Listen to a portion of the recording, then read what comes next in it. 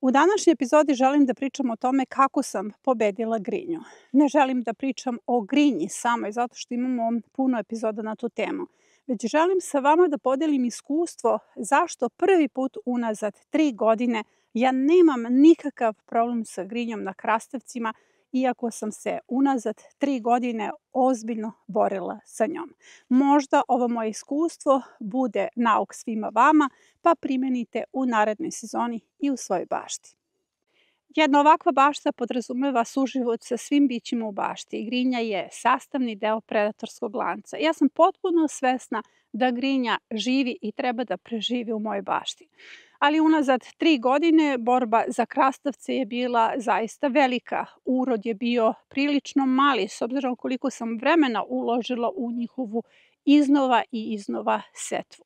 Ove sezone berba je obilna, nisam imala problem sa grinjom, mislim da je reč o jednoj vrsti pomirenja, ali i o sistemu ishrane i sadnje koji je doprineo da se grinja zadrži tamo gde je mesto, a to je na integralnim sistemima zaštite. Sada želim s vama da prođem analizu sve jednog modela koji se pokazao kao jako uspešan u odbrani krastavaca od grinje. Za sve vas koji prvi put gledate bilo šta vezano za grinju, samo ću kratko da ponovim šta je zapravo grinja. A grinja je sastavni deo svake biobašte, ali one promene koje radi na našim biljkama su sledeće. Dolazi do potpune transformacije listova, grinja prelazi na plod, u pitanju je insekt koji živi na našim biljkama. Listovi krastavca suše se odozdo i vrlo brzo, čak za nedelju dana, mi gubimo kompletnu biljku. To je ono što se dešavalo prošle sezone, meni intenzivno u bašti, a ove godine, osim što nemam grinju na krastavcima, moram da kažem da su se i naši baštovani na platformi Trag biljke vrlo lako izborili sa grinjom i onda kada se ona pojavila na krastavcima.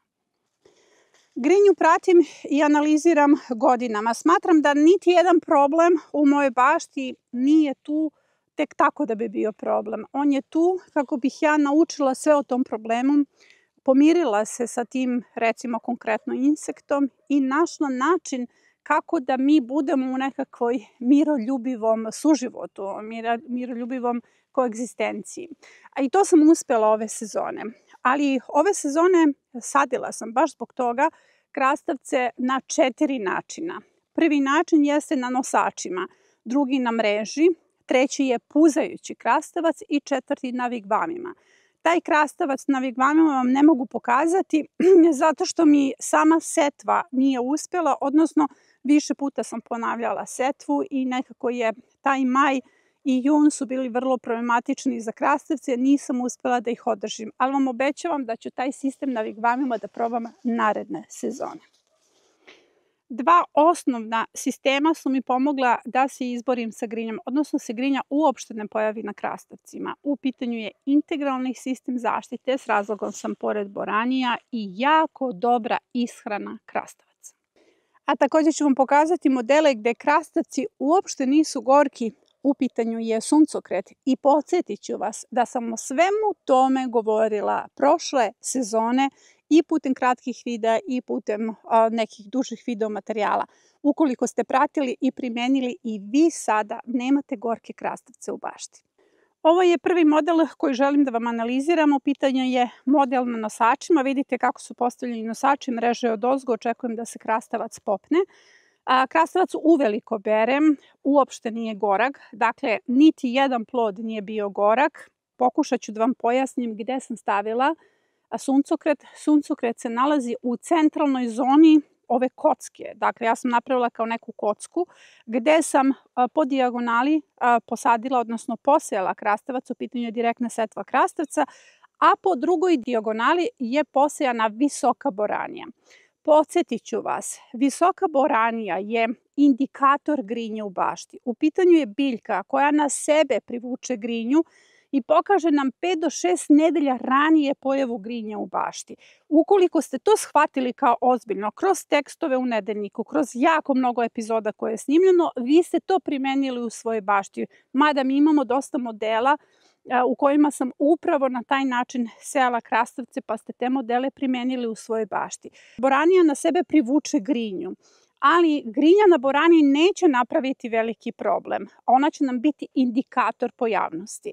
Prvi faktor je bio da sam grinju mogla da vidim na visokim boranjima. Vidite kako se ona penje uz krastavce. Drugi razlog zašto krastavci i pored grinje na boraniji nisu na sebe primili grinju jeste jako dobra ishrana krastavca. O jako dobroj ishrani krastavca i neophodnosti da se oni dohranjuju redovno naučila sam iz puzajuće forme. Čitave prošle sezone sam puno učila o krastavcima, ove sezone sam naučila dodatno, a to je da su krastavci jako dobro uhranjeni, potpuno otporni na grinju. Recimo, ova puzajuća forma mi je to pokazala, zato što sam na ovaj permamodel stavila varuča kolica ili tačke stajnjaka, ovčeg stajnjaka kada sam ga dodatno uslojila. Inače, ovaj permamodel je pun kabastog materijala. Ja sam ovdje htjela da posadim krompir upravo zbog toga, ali promenila sam kurs. Malo sam ga bolje nadogradila, stavila sam puno stajnjaka, stavila sam seno preko i radila direktnu setvu krastavaca. Hoću da vidite kolika je ova šuma krastavaca. Ubrala sam već oko 10 kg i stalno je prisutna berba. Redovno se orezuje, puzajuća forma je nezgodna zbog toga što zaista preraste u šumu, ali je mnogo lepa šuma. Ove promjene koje vidite na krastavcima, te promjene nemaju nikakve veze sa grinjom. U pitanju je promjena koja nastaje zbog zalivanja tvrdom vodom na visokim temperaturama, jer ja zalivam u bilo koje doba dana i samo ignorišete ovu promjenu, ona ne može da škodi krastavcu. Također krastavac u jednom trenutku odbacuje taj višak listova kada je recimo u ovakvoj formi, odnosno kada ga zaista ima puno, jer pogledajte, redovnim orezivanjem ja sam ga prilično iznervirala. Pogledajte na lozama koliko ima plodova krastavaca. Dakle, ključ su dva faktora. Integralni sistemi i jako dobra uhranjenost krastavaca. Sve to što sam naučila iz puzajuće forme, iz ovih sistema, recimo sistemi nosača, ja sam primijenila u jesenjoj setvi. Hoću da vidite kako su crni listovi ovih krastavaca. Šta ovdje imamo? Ovdje imam suncokret, ovdje imam grmove boranija, to je nešto što vi ne vidite, one se nalaze ispred mene, njih sam skoro posejala, koji će biti indikator grinje. I sada ću vam pokazati šta sam dodatno uradila. U pitanju su kornišoni iz majskog rasadnika koji zaista treba da daju obilan rod za zimnicu. Kada vidite ovako tamno zelenu boju krastavca, onda ćete znati da ste ga dobro nahranili i da njemu grinja ne može ništa. Šta sam ja dodatno uradila? Krastavac je nikao, na početku je bio dobro uhranjen, ali ja sam prošle nedelje, baš sada kada je pinciran krastavac, dakle on je orezan mu je vrh, ponovo njega dohranila. Samo sam raširila ovo gnezdo i vidite, stavila pol lopatu stajnjaka na svaki ovaj grm i pripremila ga na borbu sa grinjom upravo sada u jesenjem periodu. Ovakav krastavac sigurno će dati veliki urod. A ovo što vidite ovdje je posejana niska boranija da mi bude indikator grinje na ovoj parceli.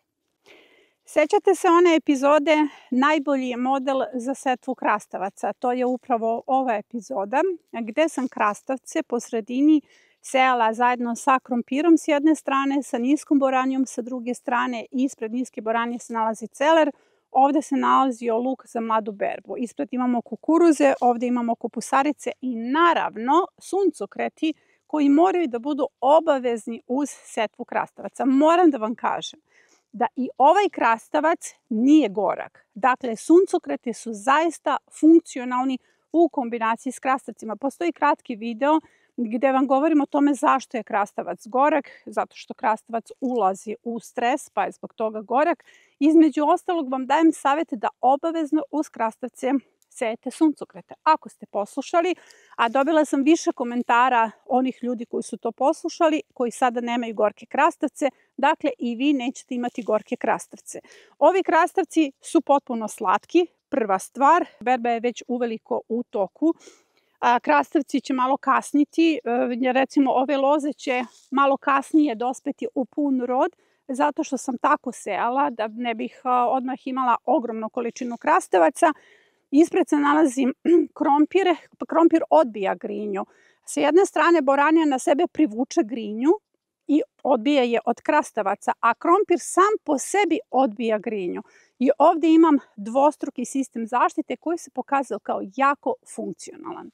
Sva ta saznanja koja sam imala u ovoj sezoni primenila sam upravo ovdje. Ovo što vidite ispred je krastavac koji je presađen krajem juna. U pitanju su visoke temperature gdje sam više puta davala savjet da se ništa ne presađuje, ali on je nikao u jednoj kanti koja mi je bila neophodna i morala sam negdje da ga prebacim i onda sam rešila da ga prebacim zajedno sa krompirom na jedan isti grm. Tako da na ovom grmu imamo krompir sa jedne strane, krastavac sa druge strane, oni će zajedno da rastu i ja želim da vidite kako su tamni listovi ovog krastavca. On napreduje svaki dan pred mojim očima zato što je dobro nahranjen i upravo po ovim tamnim listovima vidim da ovaj krastavac neće imati problem s grinjom. Pre svega, dobro je uhranjen, s druge strane ima čuvara od grinje sa druge strane. Sada se nalazimo u delu sadnje na travi. Ovdje je posejana visoka boranija na travi, tikvice, krompir na travi i prvi put u ovoj sezoni, i tikve na travi, naravno, tikve su iza mene, u ovoj sezoni sam prvi put posejala krastavce na travi. Pogledajte, svaki dan berem ovakvu gomilu krastavaca. Krastavci su posejani klasično na travi u grmove. Kao što sam recimo sejala tikvice, tako sam posejala krastavce. Stavila sam puno sena, nekih 15 cm u krug, zatim kuhinski otpad, puno stajnjaka, ponovo seno i napravila sam 4 gnezda. I u 4 gnezda sam stavila po 2 semena krastavca i samo je po jedan krastavac ostao. Dakle, ja ovdje imam 4 sadnice koje redovno orezujem da bi ostala u nivou kruga i prilično sam iznervirala krastavac zato što svaki dan na svojim tim tercijarnim granama daje obilnu berbu krastavca. Zašto vam ovo pokazujem? Zato što je krastavac blizu boranije, također krastavac nije obolo, dakle ja sam te parametre primijenila, integralne sisteme zaštite, također krastavac je jako dobro uhranjen, samim tim vrlo otporan na grinju i redovno ga orezujem tako da ne može da pobegne negde okolo, a to može da bude dobar način setve za sve vas. Dakle, pored svih tih kultura koje se mogu uzgojiti na travi, odnosno konkretno na travnjaku, ovo je uzgoj na travnjaku, sada od naredne godine možete i krastavce. Sklad s prirodom podrazumeva zaista sklad. Da ispoštujete svako biće u vašoj bašti, da ne istrebljujete bića, zato što je grinja sastavni deo predatorskog lanca i da nađete način da se svi pomire, da svako biće u vašoj bašti bude sito i da preživi, jer svako ko ima ulogu u predatorskom lancu mora da preživi. Zapravo se taj sklad s prirodom uvek pogrešno tumači. Vidite ove moje gredice, one imaju puno divljih biljaka. Ja ih samo povremeno kozmetički obrađujem kada divlje biljke prevladaju sistem. U ovoj fazi nijedna divlja biljka ne može da prevlada sistem zato što su biljke već velike. I pogledajte kako moje biljke rastu, a oko njih ima puno divljih biljaka. To je taj suživot o čemu pričam.